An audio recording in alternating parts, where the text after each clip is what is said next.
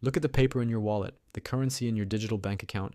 It is backed by nothing physical, not silver, not gold. It is backed by nothing but faith. The collective mass belief that tomorrow someone else will accept it for the same value they do today. This delicate system of global trust is led by one single financial superpower, the US dollar. For over 80 years, the dollar has been the undisputed king, the global reserve currency, the lubricant of all international trade, the foundation of modern wealth. Yet, deep within the subterranean vaults beneath Manhattan, London, and the Swiss Alps, governments are still hoarding mountains of a metal that serves almost no practical purpose. It doesn't power a phone, it doesn't grow food. It simply sits there, inert, gleaming, gold. Why? Why do sophisticated central banks capable of creating trillions of dollars with the click of a mouse still covet this heavy, costly, ancient asset? Because the war for global financial dominance isn't fought on battlefields or through traditional trade tariffs. It is a silent, unspoken war between two competing assets, the dollar representing modern fiat trust and gold representing ancient, immutable value. This is not a conspiracy theory.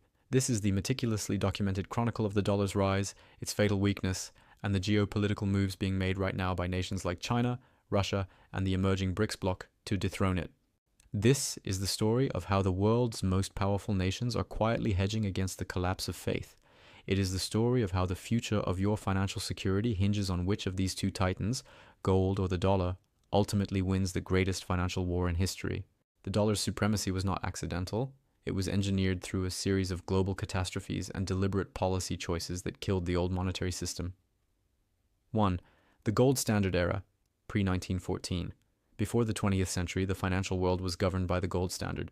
This was a brutally simple and restrictive system. Every dollar, pound, or franc was redeemable for a fixed statutory amount of physical gold. The constraint. Governments could not simply print money to finance wars or deficits. If they printed too much, citizens would demand gold, emptying the state's reserves. Gold acted as a golden shackle, forcing fiscal discipline on politicians. The flaw. When World War I erupted, every major power needed to spend far more than their gold reserves allowed.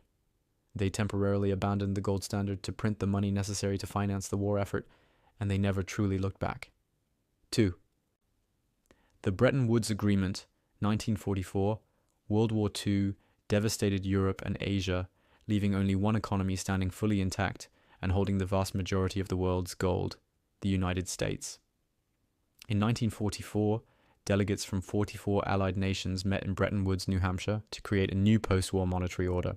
The US, leveraging its gold dominance, proposed a hybrid system, the dollar peg. All major world currencies, franc, mark, yen, etc., would be pegged to the US dollar at a fixed exchange rate. The gold anchor. Crucially, the US Treasury promised to redeem 1 ounce of gold for $35 USD, but only for foreign central banks. The result, the US dollar was now the world's reserve currency.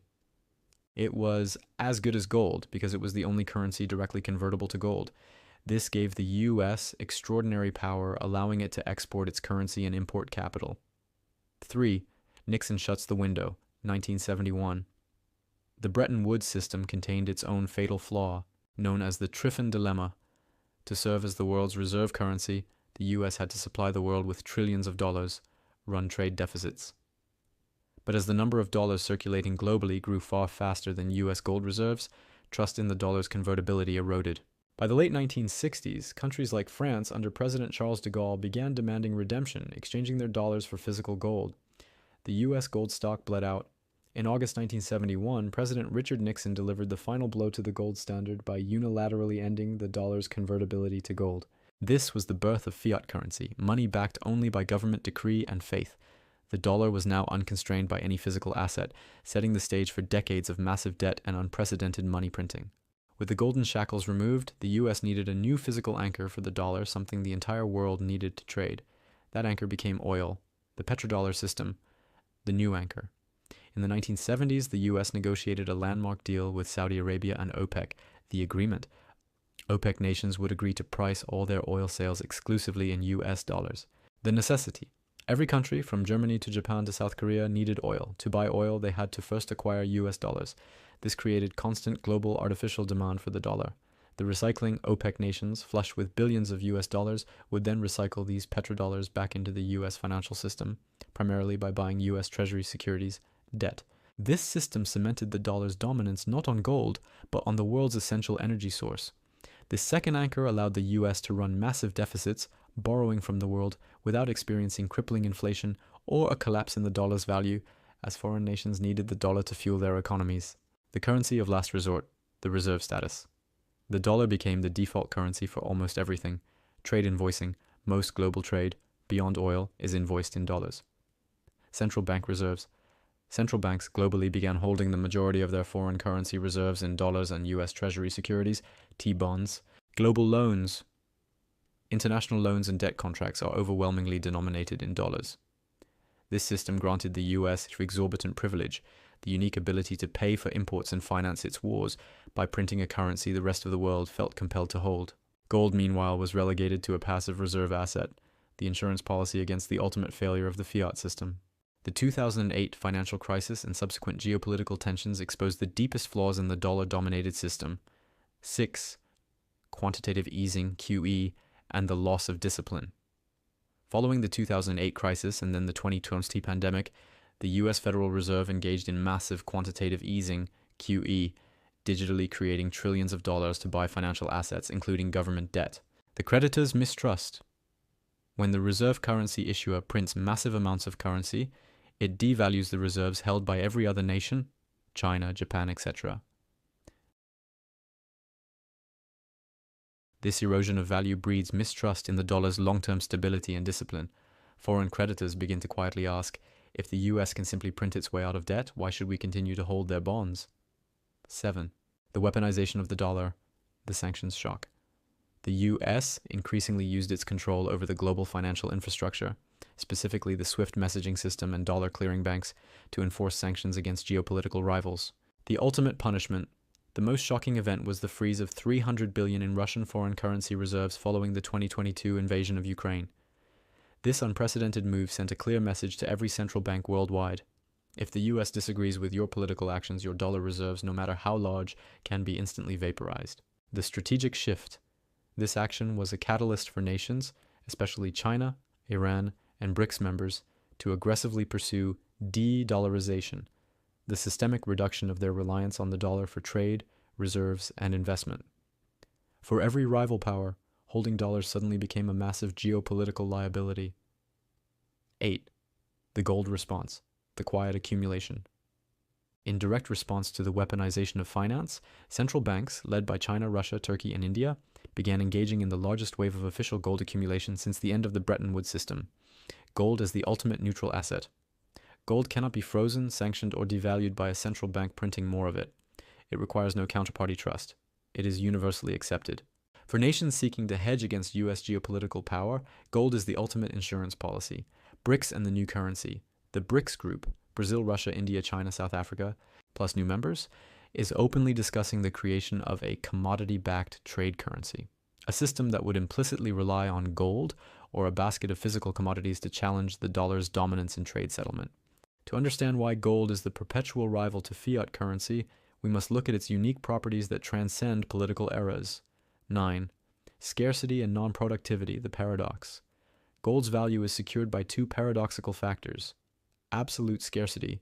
All the gold ever mined in human history could fit into a single cube about 22 meters on a side. We can't print gold, we have to dig it up. Its supply grows slowly and predictably, about 1.5% per year. Non-productivity. Unlike a factory, which produces goods, or a bond, which pays interest, gold does nothing. This lack of production is its strength. It means its value is independent of economic cycles, corporate failures, or debt defaults. It is the ultimate store of value because it is immune to the destruction of productivity. 10. The inflation hedge, the store of value. Gold is not an investment designed to increase wealth. It is an asset designed to preserve wealth against the theft of inflation. The Roman example, in the year 44 AD, 1 ounce of gold would buy a quality Roman toga, a leather belt, and a pair of good sandals. Today, 1 ounce of gold will buy a high-end suit, a high-end leather belt, and an excellent pair of shoes. Gold has maintained its purchasing power for 2,000 years, transcending every empire and every currency. Fiat failure. Every fiat currency in history, from the Roman denarius to the German papier mark, eventually failed, reverting to its intrinsic value of zero. Gold, in contrast, always survives the collapse of faith. The unspoken war between gold and the dollar is rapidly entering its decisive phase. It is a war between trust in institutions, dollar, and trust in physics, gold. The debt cliff and the dollar's ultimate risk. The dollar's immense privilege is sustained by the world's belief that the US can and will pay its debts. However, the US national debt is now so large, over 34 trillion, that interest payments alone are consuming a massive and rapidly growing share of the federal budget. Loss of fiscal sovereignty. The US is increasingly forced to choose between massive tax increases, politically impossible, or printing money, inflationary. If global creditors lose faith in the US government's ability to maintain fiscal discipline, the flight out of T-bonds will begin. The dollar index, DXY, versus gold price. Every moment the US prints more money to service its debt, the dollar's foundation weakens. Gold is the mirror. As the dollar loses purchasing power, the price of gold measured in dollars must mathematically rise to maintain its historical value. Gold is simply measuring the decline in the value of the dollar. De-Dollarization, the quiet revolution. De-dollarization is not a rapid collapse but a slow, systemic substitution led by coordinated actions of geopolitical rivals. Bilateral trade. China and Brazil now settle trade in yuan and rial. India is settling oil purchases from Russia in UAE dirhams and rupees. These bilateral deals bypass the dollar, reducing the need for foreign nations to hold dollar reserves. Central bank diversification. Central banks are not selling all their dollars. They are reducing their proportion of dollars and increasing their proportion of euros, yen, and most importantly, gold. They are diversifying their risk away from the weaponized currency. The final act, the hybrid future. The most likely outcome of the unspoken war is not the total collapse of the dollar, but its subordination to a hybrid system where gold plays a much more prominent visible role.